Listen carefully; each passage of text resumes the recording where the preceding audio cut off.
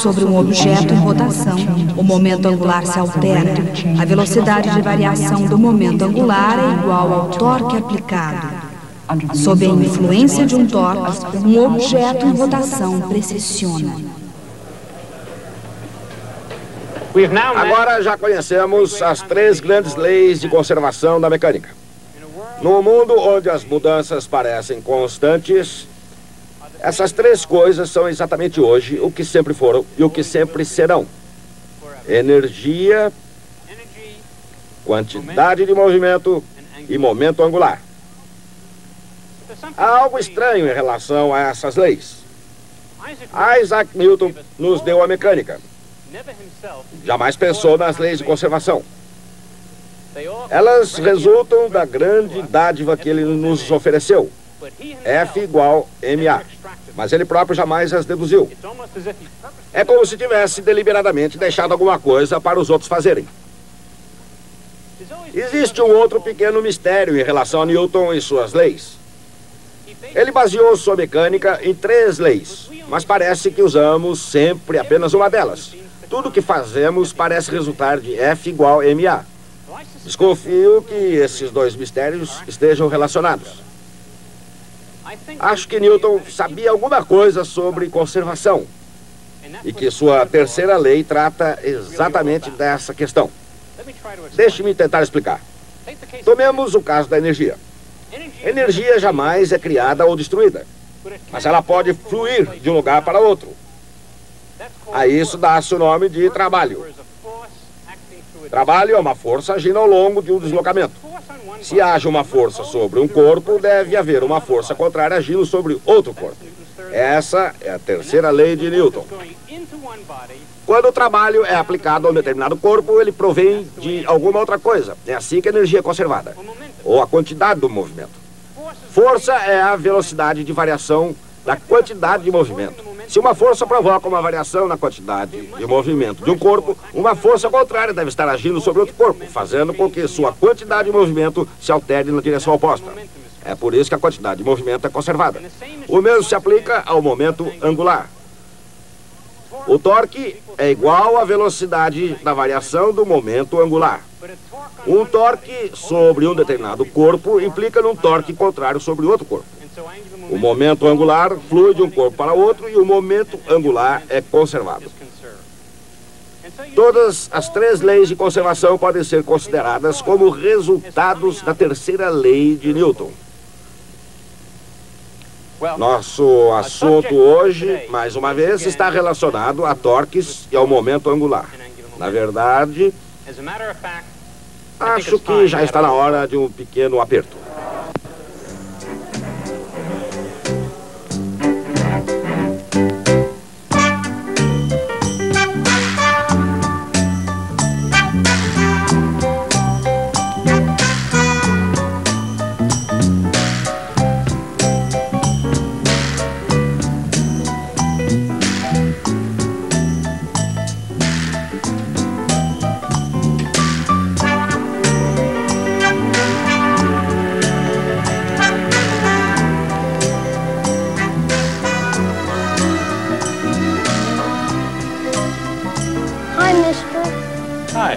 I got a flat tire.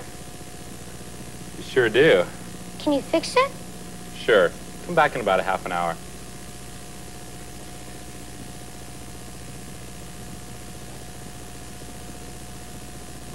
Muito antes de existir a bicicleta, já havia a roda. E muito antes da roda havia simplesmente o pé.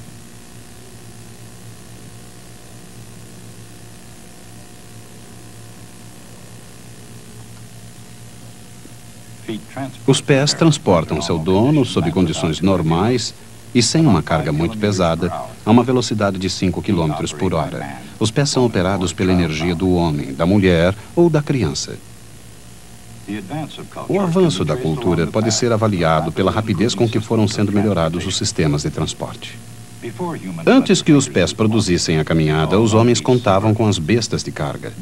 Bestas e cargas diferiam bastante nas diferentes culturas. Mas a partir da antiguidade, muito embora os que estavam por cima fossem muitas vezes uns animais, o homem descobriu uma maneira de fazer avançar continuamente a cultura.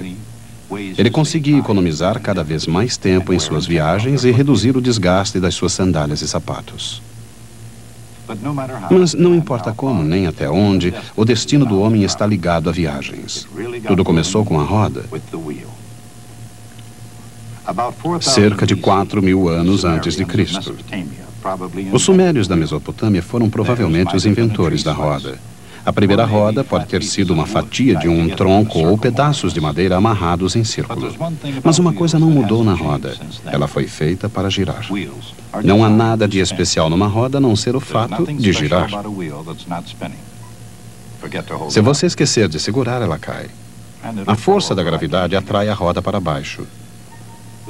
Em outras palavras, se a roda não girar, ela não poderá fazer outra coisa a não ser descer.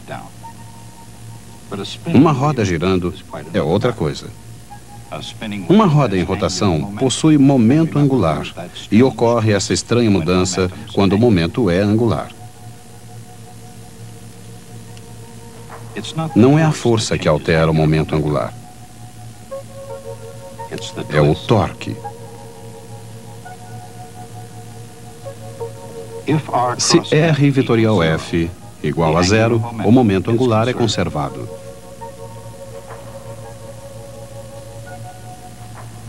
Naturalmente, nem todas as forças se comportam dessa maneira. Para abrir válvulas, por exemplo, ou fazer rodas girarem, a torção é tudo o que é preciso. Torque é a força de torção que causa a rotação e é igual a R vetorial F. Mas uma roda em rotação já está girando.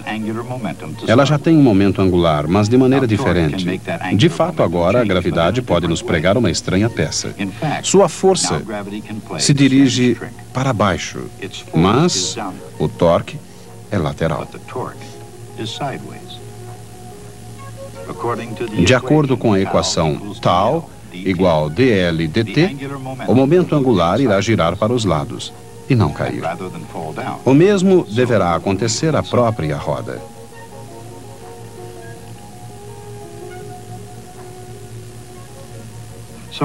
Assim, de uma maneira indireta, é fácil ilustrar o fato de que uma roda em rotação não cai.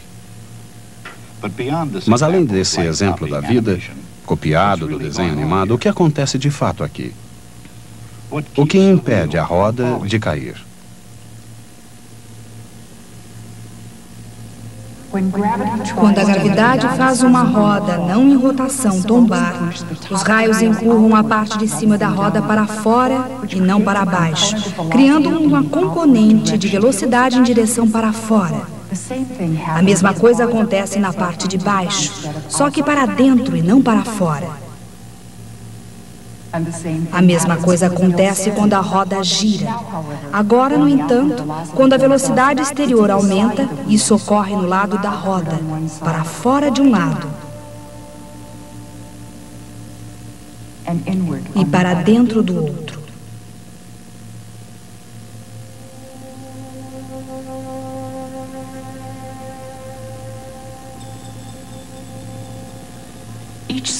Cada raio exerce seu próprio impulso na parte de cima, provocando um salto do lado.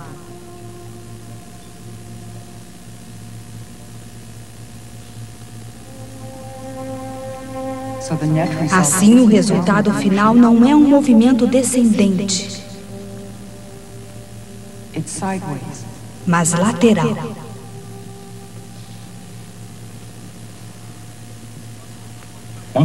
Quando a roda começa a se movimentar dessa maneira, o movimento recebe o nome de precessão.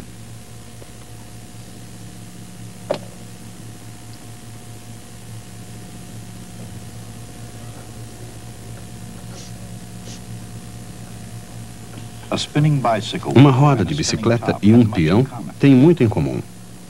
O peão parado não balança sobre sua base. Por outro lado, um peão rodando não tomba. Na verdade, a gravidade produz um diferente tipo de movimento: precessão. Girando ou não, o peão age como se toda sua massa estivesse concentrada em seu centro, um ponto chamado centro de massa. Se o peão estiver inclinado, mesmo muito pouco, o resultado é um torque. Quando isso acontece a um peão, o torque direciona o momento angular do peão em redor de uma circunferência. Lá vai ele girando com um pequeno atrito, produzindo calor no ponto de apoio. Sempre que se produz calor, perde-se uma certa quantidade de energia. Isso acontece porque o calor, que é o movimento aleatório de moléculas, é outra forma de energia. Tudo, absolutamente tudo na Terra, possui uma certa quantidade de energia térmica. E não importa onde resida essa energia, seja dentro de um fogo crepitante ou de uma massa de gelo, ou a energia potencial de um giroscópio que parece resistir à gravidade, toda energia, não importa a sua forma, é sempre conservada. Essa é a lei da conservação da energia. É uma lei básica da física e tão universal que pode ser observada na precessão de um brinquedo. Aqui também se produz calor. Alguma energia é produzida quando se abaixa o centro da massa do brinquedo, que desce enquanto a precessão do objeto aumenta. Mas, apesar da perda de energia, a rotação prossegue com uma estabilidade notável. Ela vai rodando e continua rodando até que alguma coisa interrompa a precessão.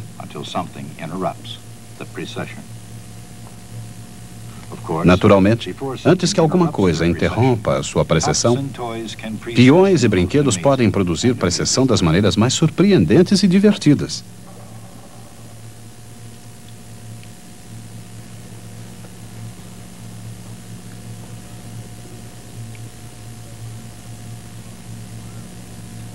Mas um giroscópio de brinquedo, talvez como a própria criança, pode crescer e tornar-se um maduro instrumento de ciência e tecnologia. Embora seja divertido observar esse giroscópio, não se trata de brinquedo. Não foi feito para brincadeiras. Aliás, foi feito para não sofrer precessão. Se um giroscópio for equilibrado sobre o seu próprio centro de massa, a força da gravidade impedirá sua precessão. Mesmo que seus suportes girem em todas as direções, o eixo permanece estável, mantendo o giroscópio apontado na mesma direção. O objetivo foi construir um giroscópio que praticamente não sofra precessão. E mesmo numa loja de brinquedos, a ideia de um giroscópio sofisticado pode ter sérias implicações.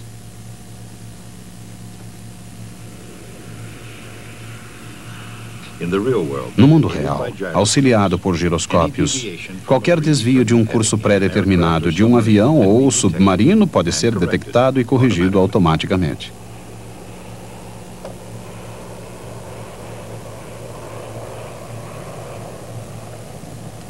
Antigamente, se um avião se arriscasse por uma rota polar, tinha poucas chances até mesmo de pousar no continente certo. Nas proximidades do polo, bússolas são inúteis. Hoje, orientados por giroscópios, os aviões fazem voos rotineiros sobre os polos. O valor do giroscópio não se limita aos polos, nem mesmo à atmosfera terrestre. No espaço, onde o tempo e o combustível preciosos dos foguetes devem ser usados com sabedoria, os giroscópios são mais do que nunca elementos vitais de navegação. Na água da terra, acima das nuvens ou no espaço, o valor de um giroscópio depende de sua capacidade de girar numa direção fixa sem precessão. Os projetistas de giroscópio reduzem a precessão, eliminando torques e melhorando o seu projeto.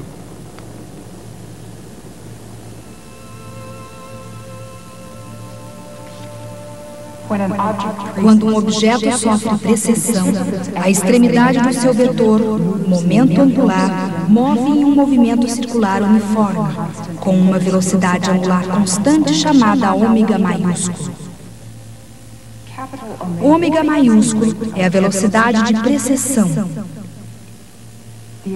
As equações do movimento circular uniforme dizem que V, a velocidade de variação de R, é ômega vezes R. Da mesma forma, tal, a velocidade de variação de L, é ômega maiúsculo vezes L. Assim, ômega é simplesmente o torque dividido por L.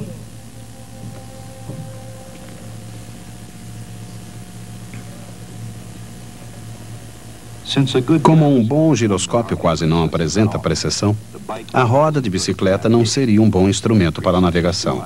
Ela apresenta muita precessão. Por quê? Torque é R vetorial F. Como eles são perpendiculares no caso da roda de bicicleta, a magnitude é R vezes F. A força provém da gravidade. O momento angular é M vezes R vetorial V. Toda a massa está no aro. Assim, a magnitude de L é M vezes o raio da roda vezes a velocidade do aro.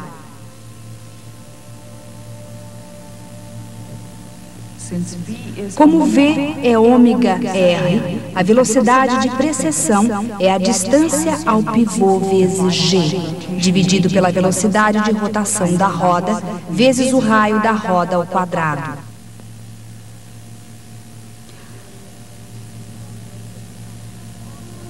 O giroscópio apresentará a menor precessão se estiver girando rapidamente, se a roda for grande e estiver cuidadosamente equilibrada. Se todos esses fatores estiverem envolvidos, um giroscópio funciona muito bem. Exatamente quão bem? Claro que nenhum é perfeito, pois qualquer coisa feita pelas mãos do homem está sujeita a pequenos desequilíbrios e leves imperfeições, mecânicas ou de outra natureza. Mas os melhores sistemas de orientação com giroscópios chegam muito perto da perfeição. De fato, existem giroscópios que apresentam um desvio de apenas 1/100º de segundo de arco por dia. Mas mesmo com toda essa precisão, esse não é o melhor giroscópio que existe atualmente. Qual é então? Qual o melhor giroscópio da Terra?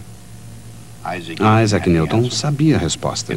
Na verdade, ele foi o primeiro a descobrir que o melhor giroscópio da Terra é a própria Terra.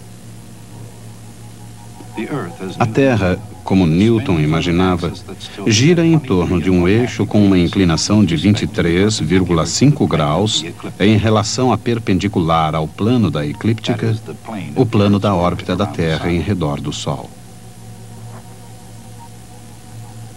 Em outras palavras, visto da Terra, o Sol parece estar na órbita de um plano com uma inclinação de 23,5 graus em relação ao plano do Equador. 2 vezes por ano, o Sol passa diretamente pelo plano do Equador. Esses pontos onde o Sol cruza com o plano do Equador são chamados equinócios, o que significa que dias e noites têm a mesma duração. Esses pontos sempre foram vitais para os astrônomos.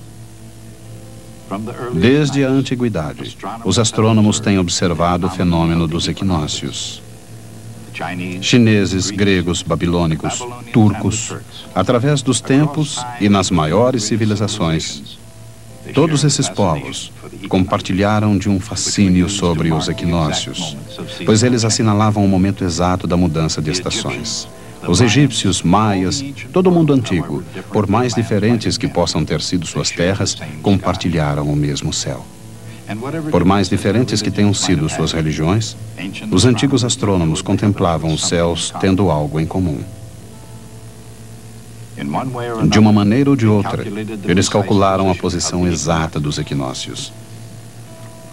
Mas até mesmo as aparências celestes eram enganadoras. Os equinócios não estão fixos no céu. Eles se afastam um pouco cada ano, muito lentamente, para o oeste. E exatamente na direção perpendicular, embora isso não tenha sido observado durante milhares de anos, ao deslocamento da estrela polar. Mas os antigos astrônomos viam a estrela polar de forma diferente. Achavam que ela ocupava um lugar fixo no espaço, onde permanecia eternamente como um mito cósmico. Na China, ela era respeitada como uma deusa, com o poder de prolongar a própria vida. Estudiosos árabes consideravam-na a representação do mal. Acreditavam que a estrela do norte havia assassinado o grande guerreiro celeste que desde então jazia num ataúde cósmico, visto com detalhes na Ursa Maior. Mas apesar de toda a mitologia a seu respeito, a estrela polar revelou aspectos práticos. Conhecida como a estrela guia e a estrela nave, ela ajudava os marinheiros a navegar os mares. Os egípcios parecem ter construído a pirâmide de Khufu em função da estrela polar, visível do fundo de uma de suas profundas câmaras. 3.000 anos antes de Cristo, a estrela polar não era a mesma de hoje. Os egípcios a chamavam Tu-Ban. Era uma estrela diferente. Através dos tempos e de diversos mapas de astronomia, vê-se que nossa estrela polar se aproxima cada vez mais do polo, se aproximando mais ainda no século 22. Esse desvio da estrela polar está relacionado à precessão do equinócio vernal. Esta noite, o equinócio está na constelação de Peixes. Ele se move lentamente em direção à constelação de Aquário. O que significa que, contrariando algumas noções revolucionárias dos anos 60, a era de Aquário ainda deverá demorar 400 anos. De qualquer forma, há 400 anos atrás, o homem mais revolucionário do mundo foi Nicolau Copérnico. Em 1543, sua obra de Revolution Nibus apresentava uma explicação para o fenômeno da migração dos céus. A precessão dos equinócios, disse ele, deve-se ao fato de o eixo da Terra descrever lentamente uma circunferência. Embora Copérnico tenha compreendido a precessão do equinócio melhor do que qualquer um antes dele, caberia a Isaac Newton explicar o fenômeno de maneira completa. Sua explicação para o desvio dos equinócios resultou de sua descoberta de que a Terra é um giroscópio e de seu conhecimento de que a Terra não é uma esfera perfeita. Se fosse, o Sol não exerceria qualquer torque sobre ela. Como qualquer giroscópio, a Terra sofre precessão. Como gira em torno do seu eixo, a Terra apresenta um pequeno bojo no equador. A gravidade do Sol, agindo mais intensamente sobre o bojo mais próximo, exerce um pequeno torque em redor do centro da Terra, quando o Sol está num dos lados da Terra. E quando está no outro, um torque na mesma direção.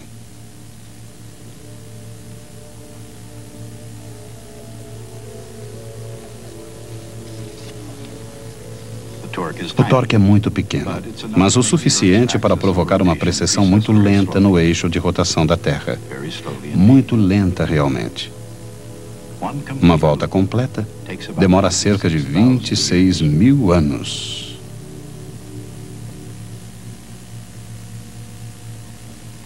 No caso deste giroscópio, a precessão ocorre num ciclo completo a cada poucos segundos. Comparada à Terra, uma bicicleta está longe de ser um bom giroscópio. É difícil imaginar um melhor giroscópio que a própria Terra. E mais difícil ainda imaginar levá-lo para casa, para o almoço.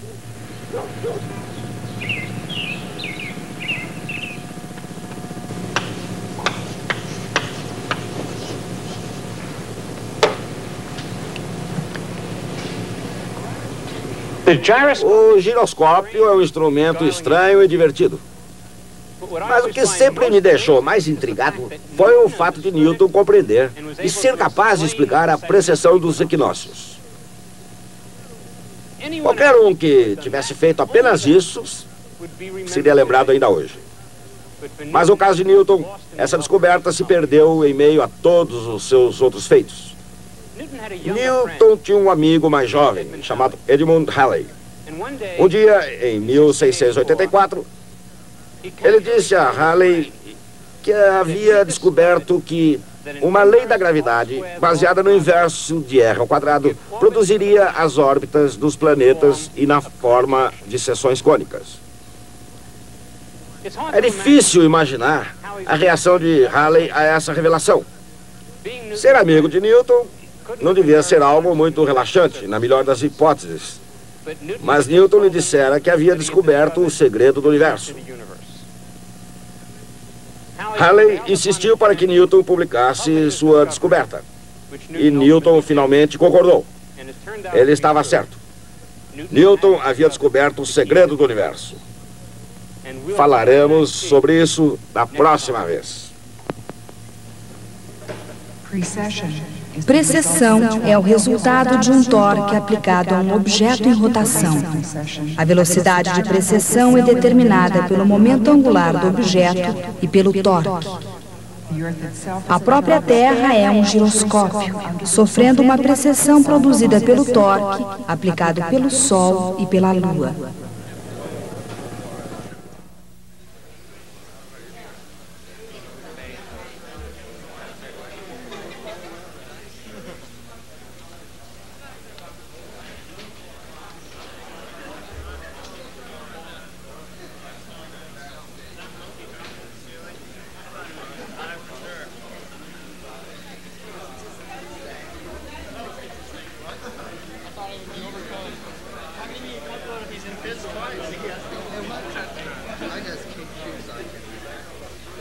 When we identify the... Oh, God.